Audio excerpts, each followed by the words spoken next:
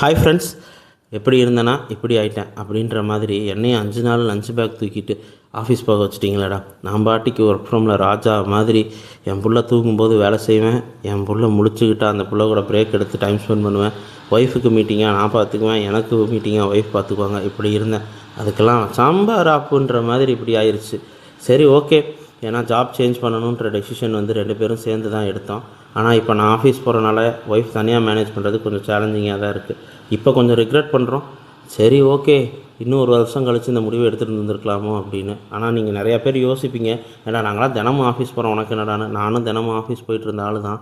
Spidey பிறந்ததுக்கப்புறம் அவங்கள பார்த்துக்க ஆள் இல்லையன்றதுனால 2 வருஷம் பெர்மிஷன் கேட்டிருந்தேன். ஸோ அப்படியே ஜாபையும் சேஞ்ச் பண்ணலாம் அப்படின்னு சொல்லி தான், வேறு எதுவும் இல்லை.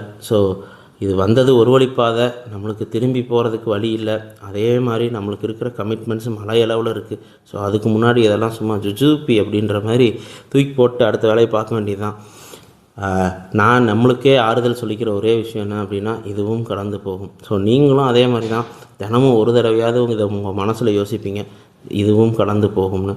சரி, கடந்து போட்டோம், பார்த்துக்கலாம். இன்னொரு வீடியோவில் பார்க்கலாம். பாய்.